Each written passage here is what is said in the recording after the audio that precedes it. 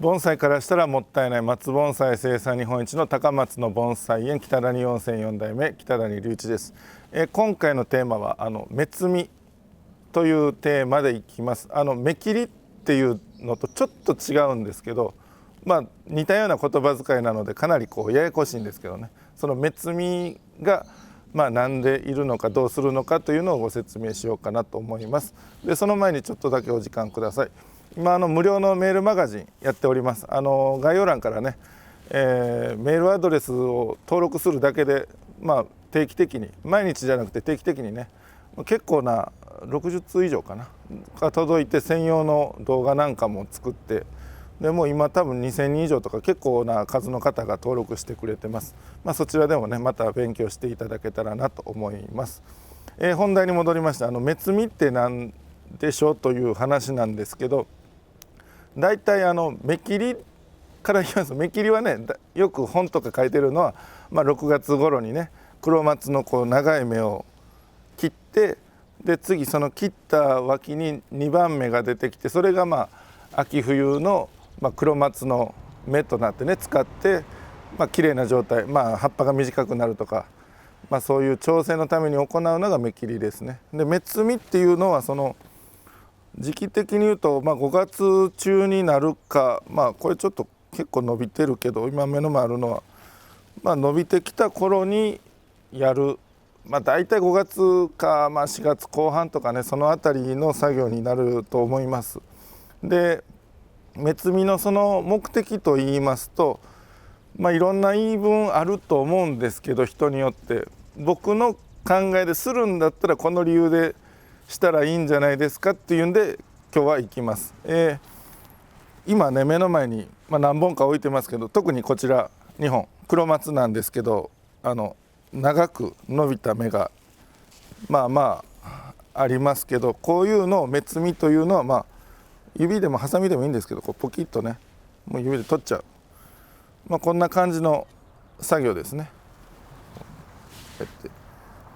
もう柔らかいんで、緑の時柔らかいのでこうやって取っちゃうんですね。こうやって取る。でこういう作業なんですけども、過去にもねこの目摘みの動画は出したことはあるんですが、とりあえずね目摘みという作業を僕はあんまりしなくてもしてもどっちでもいいかなという考え方ですね。でどっちでもいいんですけど、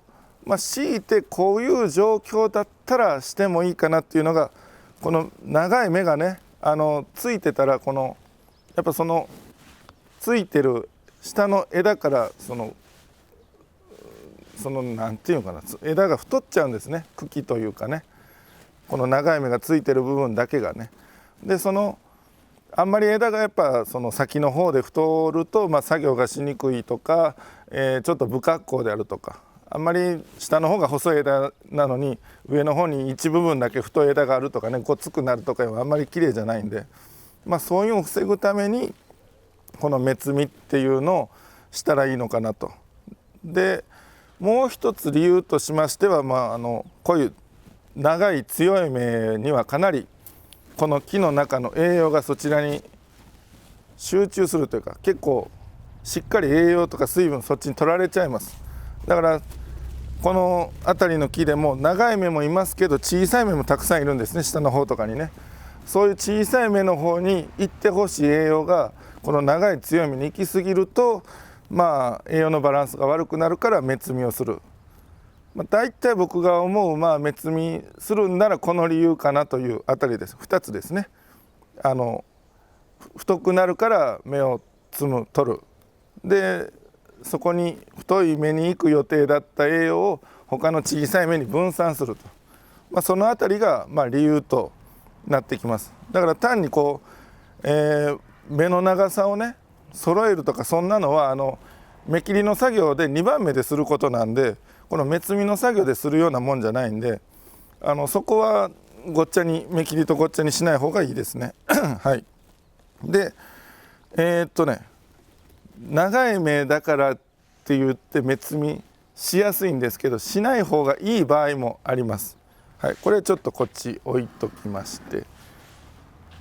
こちらこの黒松なんかだったらその若いっていうのもありますし、木に対してね鉢が大きいとか、そういうのもあるんで、その芽がすごく元気で長くて、さっきのね目摘みみたいな作業すごいしやすそうなんですけど、全部が全部元気な芽なんですね。だったらわざわざ小さい芽の方に栄養やらんでもしっかり元気そうだなと。で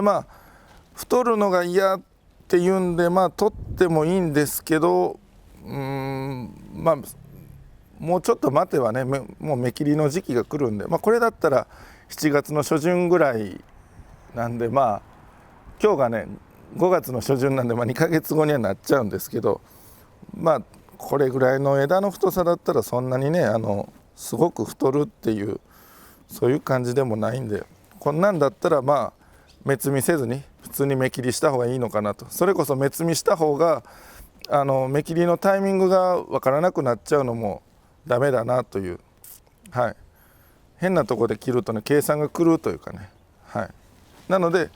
全体に元気だから、これは芽摘みしない、少々太るかもしれないけど、今この状態だったら特に問題ないだろうと。それよりかは芽切りの計算が来る方が嫌という、それで芽摘みをしない。で隣のこの赤松、これなんかも、全体に芽は小さいんですけど、たまに芽が長い子がいるんですね。たまに芽がね、たまに。でこういうのもしないですね。これもしっかり日が当たるぐらいスカスカですし、やっぱりそのさっきと理由は一緒ですけど、芽切りのタイミングがね芽摘みを妙なタイミングですることによって分かりにくくなっちゃうんで、こういうのもあんまりしなくていいです。もうそもそも芽摘みはあんまりしなくていいと思ってるんで、よっぽどの状態でない以外は芽摘みをしないという。たまに本とかいろんな動画とかでもね芽摘みがした方がいいですよみたいに書いてあるのにあるから、そのしなければいけないって思われる方もおられると思いますけども、そんなに絶対しなくちゃいけない作業でもないんで、分かりにくいな、どっちが正解かなと分からない場合は芽摘みをしない方が無難かなと思います。今回芽切りじゃなくてね、芽摘みっていう方のご説明をさせていただきました。盆栽からしたらもったいない北谷4004代目北成隆一でした。チャンネル登録高評価メールマガジンもよろしくお願いします。